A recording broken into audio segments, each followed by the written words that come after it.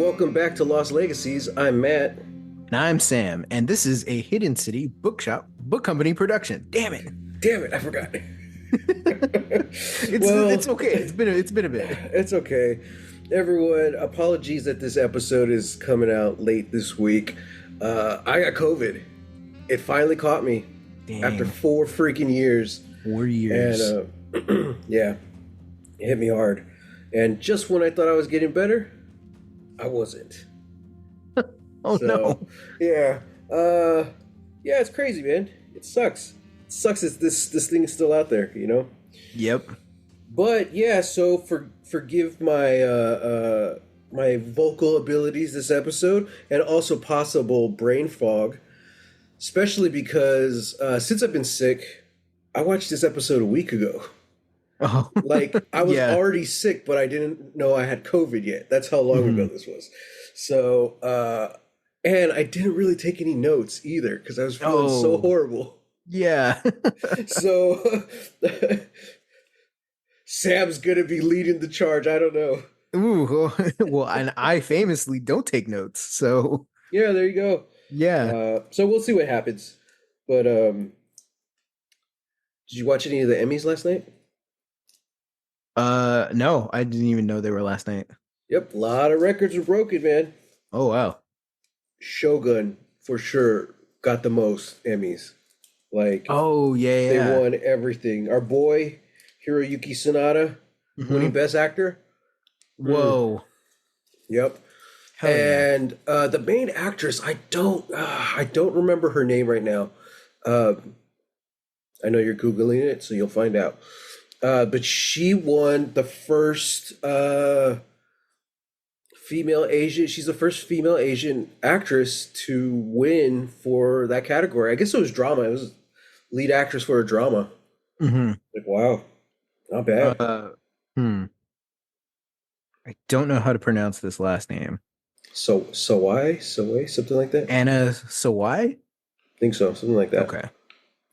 Yeah, man, she went from having a pointless role in like the last Fast and Furious movie to getting Shogun. I was like, yeah, good That's how for you do her. it. Good. Good for her, man. And the actor who plays Richard in Lost, Hmm. he won because he's a guest star in Shogun. Oh, He won whoa. like best guest star or whatever. I'm like, That's a thing? You wow. can do that? Yeah, I was like, dude. So, hell yeah. Good for that show. Yeah. Nestor Carbonell. There we go. Yeah, man. So good on Shogun. Awesome show. Hmm. So what have you been up to this past week while I was locked away in solitary confinement? Bored out of my mind. I didn't have anybody to talk to. Yeah, yeah. I imagine. Same for me. No, not much. Oddly enough, started rewatching The Expanse over the weekend. Mm. Uh, just blazed through all of season one. Yeah. Yeah, God, I love that show. I miss that show. Yeah, not really doing a whole lot. I so here's the thing. I'm having a hard time like focusing enough to write, Hmm. and it's giving me a lot of anxiety.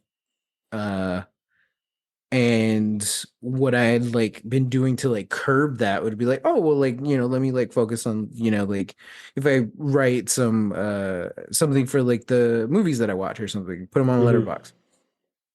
Uh I'd been doing that, but it's weird because I started feeling overwhelmed. And I Hmm. started feeling, I don't know, just not great. Uh so I just kind of stopped. But I still have a list of all the stuff that I've watched. I haven't Yeah. even logged a bunch of the stuff, so I'm just like I don't know. I'm in like this really weird space right now. However, last week was it last week? Yeah, it was last week. I watched a movie that I had only recently learned about its existence. Uh, and I was like, oh, fascinating. And it's called it's weird because it has two titles, but the title that I saw it under and the title that it's on Letterboxd and IMDb and all that is called The Dwarves of Demril. Ooh. Okay. Now, for some reason, if you like Google it, there's another title that pops up, or like there's another poster that even comes up too, called The Dwarves of Dragon Mountain. It's really weird because Mm-hmm. really the movie has nothing to do with dragons outside of like a really not that great looking CG dragon that shows up right at the beginning of the movie. There are no dragons in this, Mm-hmm. but it's interesting. And I found out later that it was funded through Kickstarter, and it's basically these three dwarves that have survived a cave in, and they're trying to find their way out. And there's a creature that's kind of hunting them, but not really hunting them. Uh, and it's so interesting because I turned it on. I wasn't feeling great. I was really tired. And so I was really like kind of going in and out of consciousness. And there were a lot of moments where it's like, well, I fell asleep while they're just sitting around a fire talking. And when I woke up, they're still sitting around the fire talking, but I'm assuming like a couple of minutes had gone by. Mm-hmm. Um, so I really like I want to watch it again, but all the stuff that I saw, I was really fascinated by because it's like it's very low budget and it's very low fantasy, even though it has this sort of like political system set up that's only talked about by these three dwarven miners that are trapped in this cave. And like they're all going through something.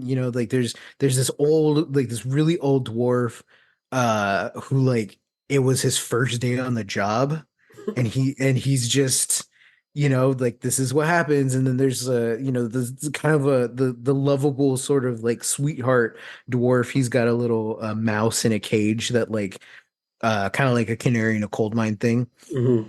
And then of course there's the dwarf who looks a lot like if Timothy Dalton was a dwarf. Um, but he's like the handsome one and the good, like the one who's good at mining and all this stuff. Mm-hmm. And through the course of the movie, yeah, like they bond, through trial and error and all this. It's so it's crazy because I've been thinking about this movie almost nonstop. It's so good. It's so good. Again, it has a nothing budget. The Mm-hmm. budget went to like the costuming and building the like cave set. Unfortunately, it didn't go to lighting because the movie is also dark as hell. Uh, Well, it's in a cave. yeah, yeah. Well, yeah, it's in a cave, Yeah. but that's the thing. Like, if you're shooting something at night or in the dark, you have to like flood that space with light. Yeah. And then yeah, like it just yeah, I don't know, there's probably not enough lighting equipment or whatever, but You could uh hide the actual like size of the set in the yeah, darkness. yeah, Yeah. And also yeah. maybe because I'm assuming it's prosthetics or Whatever, like every I think so. the dwarves uh like is it makeup like how is it? so it's pretty low, it's pretty lo-fi, like it's just like wigs, wigs for like some long hair, and then yeah, Mhm. some like fake beards. Yeah. um but yeah, like, and whatever kind of like dirt and some bruising. Yeah. Yeah. But yeah, Mm. man, I don't know. I just keep thinking about it. It's so cool. It's kind of it's almost like somebody made uh The Descent, but in a Like fantasy world yeah. That's what I was that thinking. also has like this weird like political and like commerce system that Mm. really is like the cause of the whole thing. Like you find out it's like, yeah, like the human empire is essentially like stealing or like demanding all this money and taking it out of the mines and stuff. That's why they have to keep digging deeper. That's why they have to keep going into unsafe, Mm. territory. And that's what's causing the cave in and that, all this. And I was like, oh, this is fascinating. This is really cool. Um, so yeah, I don't. Again, because I was in and out of consciousness, I can't give it a full like star rating, but I'm gonna give it a heart. I liked it. I liked it a lot. I haven't stopped thinking about it. Uh, you can find it on Prime. It should still be free. When I first looked it up months ago, I saw that it was on Tubi. I don't know if it's still on Tubi. Hmm. So yeah, check it out. Go. Nice. Yeah. And it's cool because I feel like there's a lot of like low budget fantasy that tries to do the Lord of the Rings thing. It's like, oh, even though, Yeah. we don't have a lot of money, like we want to like aspire to be, like the action blockbuster and all this. Like, and this one, it has the heart of those movies Nice. inside the smaller picture. Yeah. And yeah, I think it's cool. That's cool, man. This past week I did nothing. I didn't watch any movies. I didn't feel like it. I knew Yeah. anything I would watch, like I probably wouldn't like. Hmm. So I just kept watching Star Trek, just because I'm already doing it anyway, you know. Yeah. But my goal was because, luckily we have a job that takes care of us if you get COVID. So Hmm. I was lucky enough to miss a week of work and be okay. My plan was like, I think I'm gonna try and play Kingdom Hearts, you know, because I never played the third one. So I'm like, yeah, let's just start over from the beginning. And no, man, I just didn't have the energy. It's like, oh crap. And that's what really sucks. Like, it really feels like I lost a week of my life, Yeah. because it's like I didn't watch new movies or anything. Like, it's just, I wasn't, even though you're sick, you could still enjoy your rest period, you know? Yeah. And no, not me. So I was just on YouTube for like a whole week, just like Dang. watching stuff, news and whatnot of all different sorts. And yeah, just a lot of reflection time, a lot of me time. Um, but also, so before, like the day before all that happened, I was already feeling sick. Didn't know. I was still testing negative at that time, and Mm. I was like, you know what? I'm gonna buy Space Marine 2. Let's do it. It's gonna be fun. I'm sick, but at least I'll have this video game to kind of like help me get through it, right? Hmm. So I'm playing it, and cool game. Gameplay is super fun. I'm really disappointed in the character like customization options Hmm. because that's what I'm all about. And it's just there's options, but it's like you have to win 33 combats of this kind to unlock this paint Oh. color. It's like, damn it, this sucks. I'd rather you give me a microtransaction, Here, 2.99 for a paint. Yeah. Uh, Yeah, man. So I was bummed, but also it just kind of, I'm playing it. I'm also sick. And I'm like, you know what? I'm just not a fan of the Warhammer universe, man. It's Yeah. so bleak. And Yeah. like, I think the issue is that like it's so just absorbed and coded in religion. Hmm. And it just gives me a weird vibe, dude. Hmm. Like, I'm Catholic, but I'm not someone who's going to like get. I don't get easily offended, even if it is, I don't know, Catholic jokes or whatever. But Hmm. just like this, like it just felt too weird, because there's Hmm. so much religion and so much. I don't want to say one religion particularly, but it kind of picks and chooses what it wants. But it's like machine gods and all this stuff and all that stuff, and which normally I'm like, okay, whatever. But I think it was the fact that it was that, and I was sick. I'm just like, I'm not feeling this, man. And they don't really have like crucifixes. I guess they do. There are crosses like hidden, but they're hidden, and then there's lots of skulls and stuff. I'm like, I don't know, whatever. So I was like, so I kind of put the game away for the night, on that first night, and I just do something else. Well, that night, Sam, I had the worst sleep of my life. Oh no.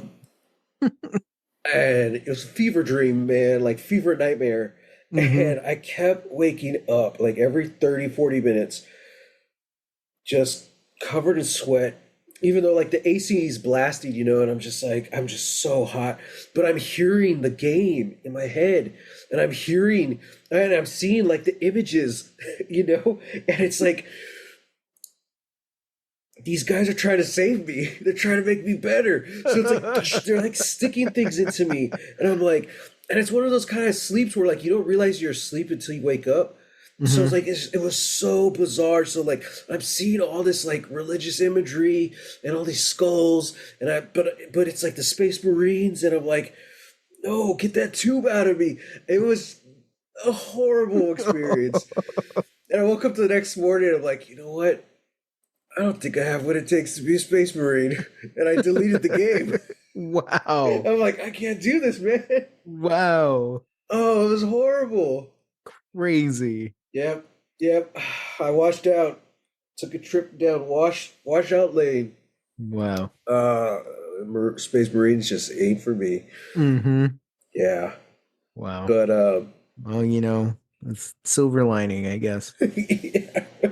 There goes $70 though. Like crap. Dang, what happened to renting games? I know, right? So, I tried playing some Baldur's Gate, but it's too complicated for COVID brain. I'm like, I can't Mm-hmm. do this. But played a little bit of Fortnite with you guys. But I kind of just relaxed, did some DC Online, played some Disney Dreamlight Valley, which I hadn't touched in like a year. So that was Mm-hmm. nice. That's like the total opposite of Warhammer. Yeah, Disney. yeah. I'm like, okay, all right, I got to make a house for the Encanto girl, Encanto, and I'm like, all right, it's just really chill, much more my But your pace. your speed, yeah. Yeah, yeah, yeah. So, but something did happen in the world of video games, Sam. Uh-oh. So, a couple like 2 weeks ago, I think, they released the latest patch for Baldur's Gate. Mm-hmm. So far it's just for PC. But this is the big patch that allows mod support. So Larian Studios, who made Oh, the yeah. game, they can help support the mods, right? Mm-hmm. Console and Mac gets it in October, I believe. Hmm. But everyone's like, okay, cool. Uh, nothing out of the ordinary. They announced like that after that first day, there was like 1 million mods available for Baldur's Gate 3. Oh my God. Yeah, and then by the next day, there was 3 million. Oh my God. And this is such a huge thing. Like the modding community can really add so much more life to a game. Like Elder Scrolls Online has been going on over a decade because of the modding community. Yeah. And here's where things get crazy, though. So they've always said, Larian Studios always said, we made a very complex game. The Mm-hmm. tools we used to make it are extremely difficult to use. So when it comes to modding support, if you're going to use our support, we're only going to allow you to make certain kind of mods. A lot of Mm-hmm. stuff that's already like in game, like uh, new classes, new subclasses, I don't know, new outfits, new like cosmetics, for customization, stuff like that. Mm-hmm. And everyone's like, okay, cool, cool. So they released the modding support and all this stuff. This is kind of, they're still not done. They're still going to add some more stuff and some more patches. But this was kind of the big, like, the last hurrah for Larian. They're like, Mm-hmm. okay, now we're going to move on to the next two games we're working on. Yeah. Cool. Everyone keeps saying they had a falling out with Wizards of the Coast. They've never said that. Okay. Listeners, Wizards of the Coast are the guys who own and make Dungeons and Dragons, which Mm-hmm. Baldur's Gate 3 is based on. Mm-hmm. So Larian has never said that there was a falling out, but they did say how when they started making the game, they worked a lot with Wizards. But as the years went on, because it took them like 4 years to make it, Mm-hmm. the people that they worked with slowly were disappearing. They were getting let go, you know? Mm-hmm. Um, and Wizards have let so many people go over X amount of time, you know? Yeah. So that's not a big surprise or shock, but they're just saying how it is kind of odd because like now that the game's out and stuff, they're like all the people at Wizards that we worked with, they're gone. They're not really there. And Yeah. they had so many big plans that they had to either change because of development time or the game was getting too big because they cut big chunks of the game out because they realized the game was going to be too big Oh and wow. and all this stuff. So it's a lot of just normal stuff that happens with a game that things have to get cut. Mm-hmm. One of the things they ended up not doing is a dungeon master mode. Mm-hmm. The game before they made had one. Game Mm-hmm. Masters mode. I think it was original Sin Divinity 2. I think that's what it's called. Okay. And yeah, like Matt Mercer would even stream with them. And basically, the Game Master makes your own little mini campaign and guides everyone through it. Mm-hmm. That's what Larian wanted to do with Baldur's Gate 3. For whatever reason, no one said why, it just wasn't going to happen. Now, what does Wizards of the Coast announce that they're releasing? Project Sigil. Sigil or Sigil? Who knows? Because They can, the actual you can pronounce it. pronunciation is Sigil, but I Yeah. think so many people don't get it that they're just calling it Sigil.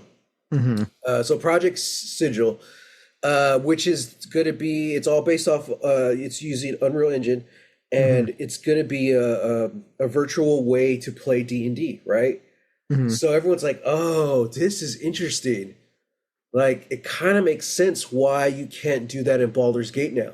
There's no Mm-hmm. DM mode Mm-hmm. because it would be too similar to this, right? Mm-hmm. Lo and behold, what happens a week ago? Someone releases a mod on Baldur's Gate 3. I don't remember what it's called, but it's like the full toolkit of Larian Studios. So you're not just making the simple things that they said, like cosmetics and classes and subclasses. They're like, no, they have all their assets and all the tools available to you. You can make custom campaigns. You can make a Baldur's Gate 3 sequel with these tools. And it's a free mod out there. Oh my god. So everyone's giddy. They're excited. Yeah. Yeah. But Yeah. then people Uh-oh. start digging even further. They realize the single modder who figured it out, who cracked Larian's code and got full access to their tools, Mm-hmm. it was the easiest thing to do. It's like it wasn't even hidden. Mm-hmm. So Mm-hmm. now, word on the street, commotion in the ocean says that Larian straight up didn't hide it at all so Yeah. that the community can get their tools and they could get their DM mode. They can Yeah. make their own campaign. They don't have to wait and pay for wizards to do it and all this stuff.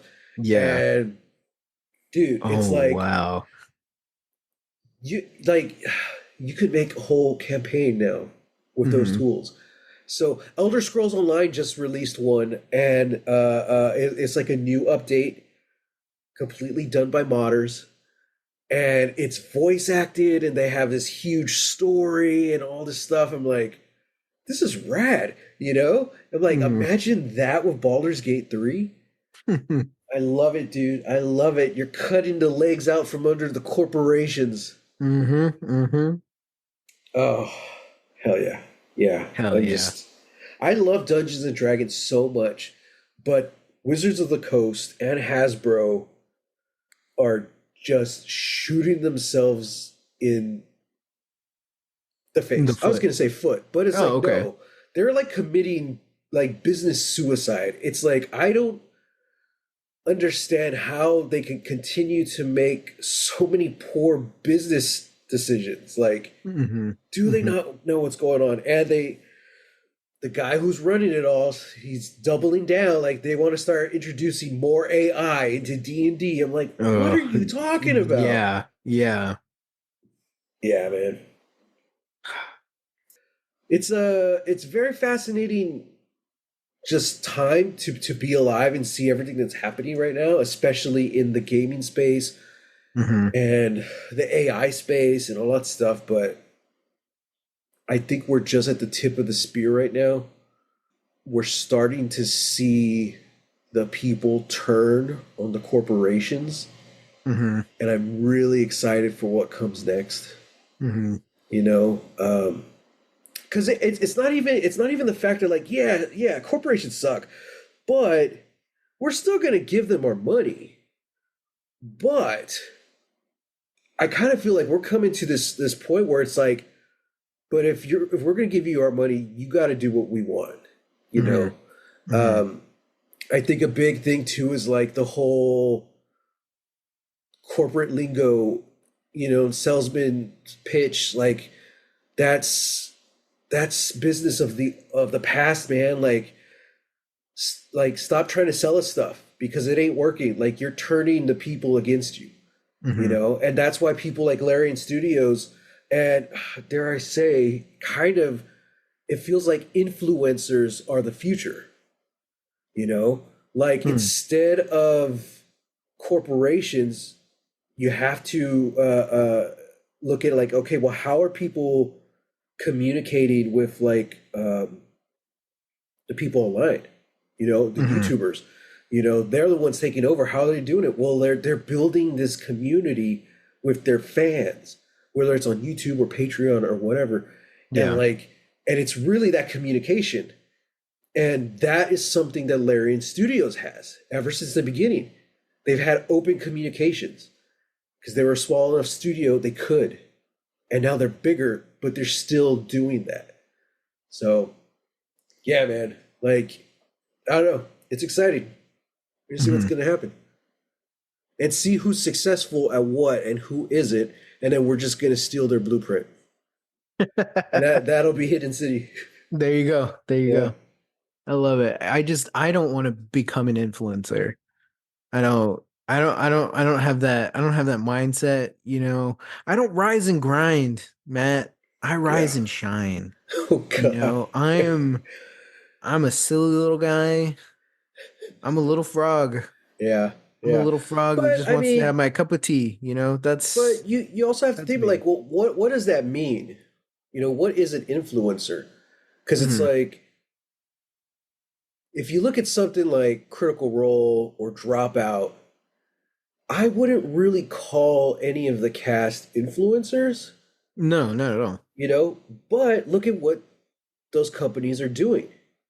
They're they're going what I say the influencer route, and they're making it just about the fans and about that communication, you know. Yeah. So Yeah. yeah, you might not have Brennan Lee Mulligan, popping up on your YouTube feed every day, talking directly to you, about Hmm. anything and everything or answering your questions, but it's still about the communication and building of the community. You know, Yeah. they're Yeah. still businesses and they still want our money, but you could tell that like what they're making and what they're providing for that money, there's actually thought and care behind it, you Hmm. know? And they're Hmm. like, we actually give a damn about our fans and how they feel, so we don't want to give them just trash. Yeah. So, yeah. So, okay, so maybe That I can influencer get behind. Yeah. influencer is the wrong way to look at it, Hmm. but I feel like that's kind of the closest thing we have to compare it to right now because like we're living in that day and age of just YouTube alone is what, maybe 20 years old, if that. Yeah. Yeah. Um, we've seen, all these people, everyday people, become these huge, successful, quote unquote, influencers. You know, some sell out, some Yeah. stay true to form, and I think it's that kind of grassroots DIY that everyone's kind of starting to lean towards now. Like that's what we want, you Yeah, know. yeah. Yeah. So I can see that. we gotta figure out how to jump on that bandwagon, you know. Well, that's all the time we got for today. Hey, maybe, yeah. Yeah. Well, man, honestly, why don't you introduce this episode? We're talking about season 5, Hey, episode hey, 15. what are you doing? What are you doing? You Well, I was, said, why don't I introduce it? And oh, then you okay. started talking. Hey, come Well, I was on. gonna let you summarize it, but go for it. No, okay. All right. If we're gonna do this, we're gonna do this, all right? All right, everyone. And on that note, we're talking about Lost. Season 5, episode 15, Follow the Leader, in which Kate and Jack get into a pretty hairy predicament. Sawyer and Juliet get into a pretty hairy predicament. And Locke leads both Richard and Ben into a pretty timey-wimey predicament, which could become hairy later. Yeah, Absolutely. Yeah, yeah, yeah, yeah. Not necessarily the event itself, but just the broadening that it that the that anyway. yeah. Yeah. So, Matt, what do you think about this episode? From what I remember, I liked it. Uh, it was good. I enjoyed it, but it definitely feels like an episode that was all about setting up next week's episode. 100%. Yeah, You yeah. know, Where but like there's so much moving of like pieces and it's like right, moving the chessboard and like getting everybody into position so that stuff can happen. right, right. Like a big thing was Saeed came back. I'm Yeah. like, oh, okay, yeah, we forgot about him. Like, 'cause he was barely in the second half of the season, Hmm. and that was just kind of he didn't really do much. But it's like, okay, we're setting him up. He's where he needs to be for the season finale. You know. Yeah. Yeah. So yeah, there was a lot of that this episode. Was there any remind me? Was there any flashbacks this time around? uh no, there were not. Oh right, it was all quote unquote. Everything Well, it did go back and forth between timeline. present day and the 70s. Yeah, yeah, yeah. So usually when they do that, there really isn't flashbacks. So that makes sense. Yeah, yeah. Don't want to confuse anybody. Yeah, but damn, dude, I hope Brzezinski dies. Me too, man. I hope Phil dies. I hope Phil You dies know? too, man. Like, what the hell, dude? He's like, I know how to get him to talk. Bam! Like, wow. Yeah, we're really in the 70s, you know? Even Brzezinski was like, had a face like, are you kidding me? Yeah, Like, yeah. holy Like crap, dude. Brzezinski is just like the guy who's like, gunning for the leadership job, and he'll do it like the second he gets a chance to undermine authority, he'll do it. Yeah, But Phil yeah. is just one of those like closeted misogynists, you know. Yeah. He's like, oh, like the laws of civilization have finally broken down. Great, I get to punch women now. Yeah, exactly. I was like, what Like, the hell, dude? oh, okay, weird Oh, hill to man. die on, but I hope you die. Yeah. And Uh, Horace is just a pushover, oh, I you know, know? which sucks too because I like him. I like him too, you know? And like, he's always seemed like a good leader. And I'm like, oh, maybe he's not. Yeah, yeah. Yeah. Man, that sucks. Hmm. But yeah, yeah, okay. I need to ask, or maybe I just need a vent if you don't remember. But Kate and Jack's predicament, Uh huh. the whole, Jack's on this whole thing about like if we do this, if we set off the bomb like Faraday said, and we fix everything, that means that we never land. That Yeah. means the plane never crashes. That means all this stuff doesn't happen. And Kate is very much against that plan. Yeah.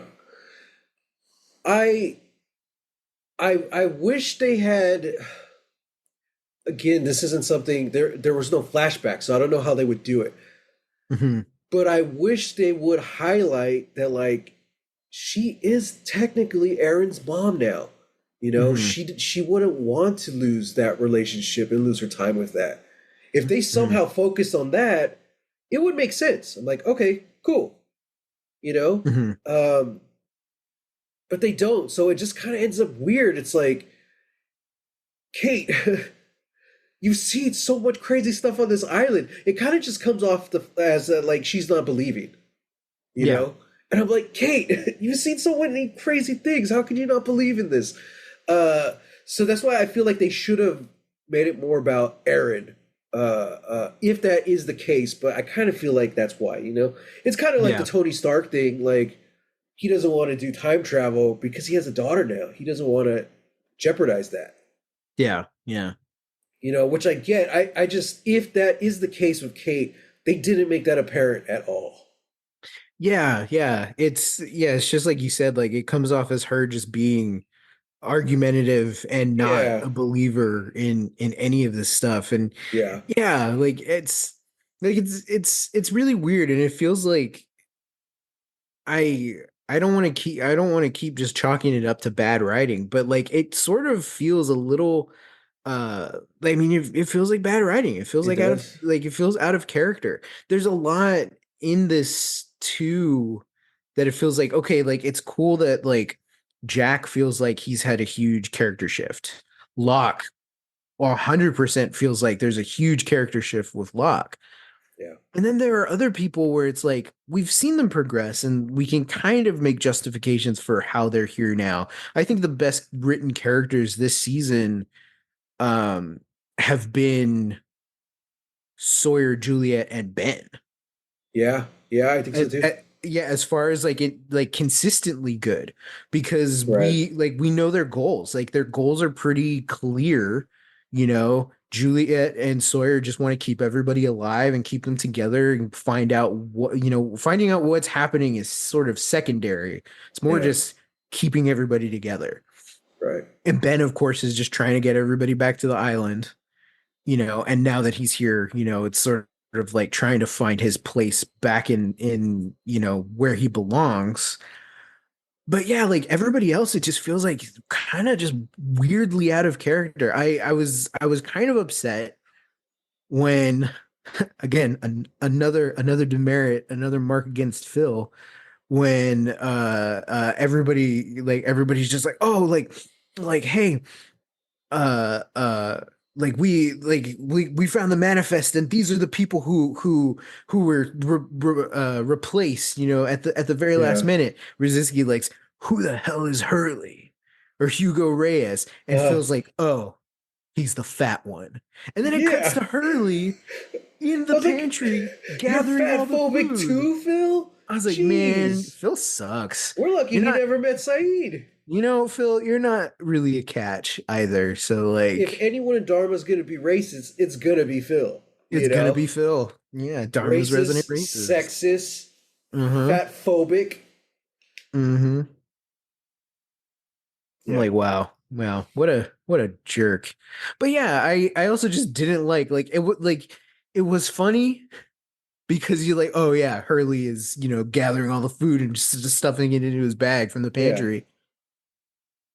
But I was also just kind of upset. I was just like, are we have we not gone have we Yeah. not progressed far enough from this to be like, yes, we get it. This character happens to be played Yeah. by a fat guy. And also the And fact that, like, that's been a major part of his character growth as well.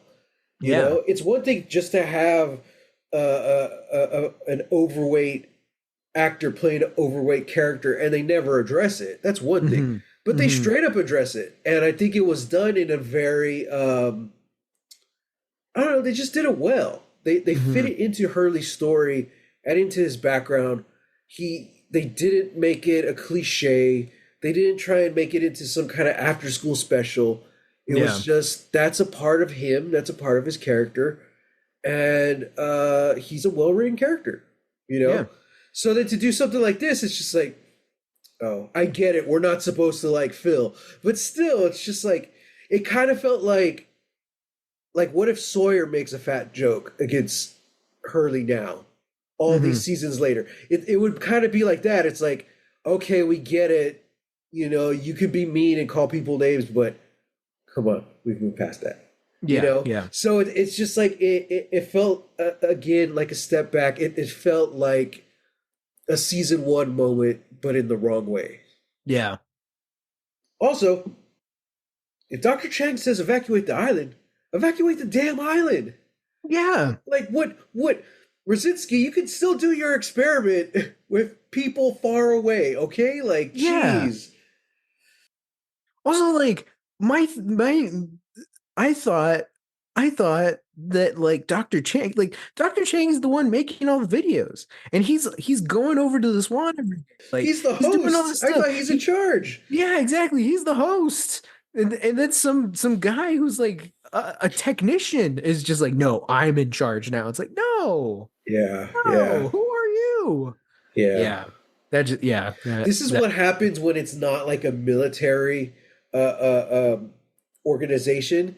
It's like the Mm-hmm, hippie commune organization that they sold Dharma as. It's like, mm-hmm, well, man, they don't have the backbone, so Brzezinski comes in and starts taking over. Like, mm-hmm, mm-hmm. ah, jeez, Wow, yeah, yeah, crazy. Let's talk about Locke. yeah. Let's talk about Locke. Let's talk about John Locke. John Locke, you've come so far. He's making moves, dude. He's making moves. He just shows up with a dead boar, you Yeah, know, over like a huge plot point of like season one, like trying to like find and kill a boar, and then yeah. here's John Locke just strolling up on the beach, and he's like, "I brought dinner." Like it was a Tuesday. Yeah, like any other Tuesday. Like wow. Yep. Um, yeah, and then he takes Richard and Ben into the forest so that they can meet John Locke from the past. Yeah. Oh, Yeah. like, yeah, it's crazy. It's kind of this. It was weird because it was kind of like it felt like a moment out of like Back to the Future 2, where Marty is like having to sneak around and do stuff while his present is also doing like the main stuff Yeah. from the first movie. Yeah. But it also just felt in a way it felt like I was watching like a deleted scene from Dark because it just had like a Yeah. weird connotation that like Locke knew that this was happening. Like that's I don't know that there's just something weird underneath it, and I think Yeah. it's because uh he's so sure and he's Yeah. so full of confidence, and there's something about it that just doesn't sit right with me. And it's like because the whole character, this the first 4 seasons, 4.5 seasons, he doesn't have that. He has the Hmm. faith for sure, but he doesn't know what to do. He doesn't know what's going on. He's always trying to figure it out. But now, since he came back, it's like he knows what's going on. He Hmm. knows when things are going to happen, like that scene. And it's like, how the hell? What? What? It's like, Hmm. oh man. Uh, yeah. It's like the opposite of everything John Locke was before, you know? Hmm. So, like, oh, I don't know, man. Hmm. And we find out Ben and Richard have been lying to everybody. Yep. They can't speak to Jacob. Yep. No one's ever actually seen him before. Hmm. But Locke has. Well, And I don't know if they didn't say that they never spoken to him. I think uh because it's also I guess Widmore and Eloise were like co-leaders, or like hmm. Widmore was the leader, but Eloise kind of like she was his lover, so she by proxy became like a co-leader. Yeah. Like that's kind of what Richard hinted at. Um, but basically the whole thing is like, okay, they all answer to Jacob, Hmm. but we find out no one's actually ever seen him before. Yeah. So how are they answering to him? You know, how is he communicating? Like, are they sending Christian Shepherd in the creepy cabin? Like what is going on? You know? Yeah. Hmm. Because that was the whole thing. Like, right? Ben was going to the cabin to talk to Jacob, and you keep seeing the creepy guy. Turns out the creepy guy is Christian Shepherd, Hmm. but Ben never actually saw him. So it's Yeah. like, okay, well, what the hell? Yeah. So I don't think that they haven't been talking to Jacob. I think there is communication there, but it's not as open as all the leaders have led their people to believe. Mm. You know? Okay. Okay. I can see that. So, but Locke, dude, he's just so. Well, I say we go talk to him right now. Let's Hmm. go. And everyone's like, yeah, yeah, Hmm. hey, he's right. He's right. He's talking loud and with authority. I'm gonna follow him. But we also see some pretty dark notions from Locke. He Yeah, straight up just tells Ben like, I don't care about reuniting our people. Yeah, I'm lying to the sun. I don't care about that. yeah. Because I'm gonna go to Jacob and I'm gonna kill him. Like, I'm what like, the? oh, You don't even know who he is. yeah, you don't know this guy. He could be a nice guy.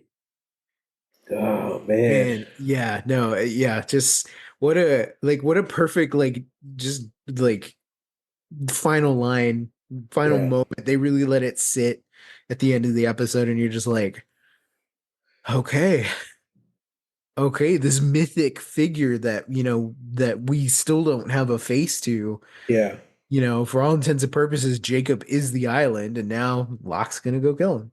yeah. You know, crazy, crazy stuff, man. I love it. I did take a little, like, two or three notes. Let me see what I have here. Okay.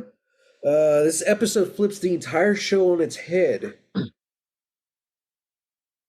Everyone who has previously been in the know is now unsure of what happens next. That's something I thought was really cool. Mm, All mm-hmm, the others are clueless now. mm-hmm, You know, they're following Locke because they don't know what to do next. mm-hmm. I thought that's cool. Even Richard, who's been alive forever, Yeah. he doesn't know what to do next. I'm like, ooh, okay, cool, cool. Mm-hmm, Jack has also completely flipped the roles. He's now in that Locke position. He doesn't know mm-hmm. what to do. He doesn't know how, but he has a feeling he's gonna find out somehow. You know, Yeah. it's like, okay, John Locke, damn it. Yeah. Oh, and then I put Kate's like a bad penny. That's my last note. It's true. It's true. Because they're Juliet and Sawyer are in the sub, Yes. you know? Okay, I have to apologize for last week. We were kind of going head to head against about whether or not Juliet was like jealous or not. Oh yeah. They did it again in this episode, and I think it was a lot more obvious this time. I'm like, oh, I told you. they got to go the the jealous not wife route. I'm like, Uh-huh. okay, come on. Mm-hmm. Which again, I think it like there's a reason why that trope has lasted as long as it does, right? It's good Yeah, drama. yeah, The problem is that this season has been so devoted to the bigger story, the bigger idea, to getting everybody back to the island, to yes, having all these relationships and stuff, that when it is trying to do smaller stuff like that, yeah. it doesn't work. I think what we really missed this season was a Juliet flashback. Yeah. I would have really liked to see that, and you could have really sold us more. Not that we don't buy into the Juliet Sawyer relationship because I love Hmm. that relationship, but I'm not really buying into the jealousy thing with Kate. And it's like Hmm. I just wish it was handled better. And and I mean, especially when you see the first three seasons are like 20 plus episodes, Yeah. it's like it's not hard to imagine, like we could have got the time, to tell the stories we wanted if we wanted. But Yeah. the writers, the showrunners, they're the ones who opted for the shorter seasons once they announced the end date. Hmm. So because I was thinking about this as well. I really feel the same way about Faraday. Like I'm glad we got his flashbacks, but I feel like we're still missing something from his story. Like Hmm. I would have we needed to see his flashbacks in that Yeah. episode. But I would have loved to see flashbacks of him with Dharma Yeah. because he goes to Ann Arbor. He's still in Dharma for the Hmm. past 3 years. I would like to see how he comes to the realization of the variables. Because like his whole solution is like, you can't change time, you can't change time. And he's like, oh, I had an epiphany. There's Hmm. something that I never thought of. The variables. They can change time. That's us. I'm like, so basically everyone's theories about time travel when they first get there. They're Yeah. like, we Yeah. could Yeah. change it. We could change, like it doesn't vibe with everything else we've been seeing in the show. Yeah. So yeah, I wish they would have given him something more there to Hmm. maybe understand why he is willing to go crazy and get killed for this idea. Like, I don't know. Yeah, because even then, like his plan is to go into the others' encampment and point the gun at the leader or the Yeah, person he like, thinks is the leader, and it and doesn't make like, sense. yeah, Like, where did you bury the bomb? It's like, we can talk about this. I'm gonna give you the count of three. Like, what are you what's the thinking? Like, there is no plan, so I'm not gonna ask what's the plan, but like, where's your rational thinking? Like, yeah, where do you think this leads? yeah. Uh yeah, yeah. Well, I'm sure we're gonna have a interesting discussion after next episode when we talk about the season as a whole and like where Hmm. it kind of fits in, with the rest of the seasons. Um, because honestly, dude, I feel like the first half of this season was really strong. Hmm.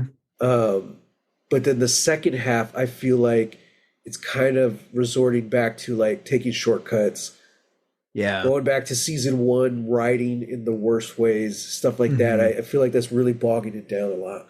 It's weird because it feels like the Saeed episode was really like the impetus to all of that as well. Yeah. Because I do like I do feel like the beginning of the season, like or at least like that first half, it's like it wasn't perfect, but it was good, and there were some really great standout moments and And it was episodes. all character. Like it made Yeah, sense. Their character yeah, journeys made sense. exactly, exactly. And then once we got to the Saeed episode, it was a dual thing of it being about character and being about plot. Yes. And then as soon as the episode ended, he shoots Ben and leaves him there.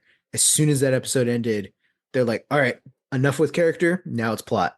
Now we're going to the end of the season." And it's like Yeah.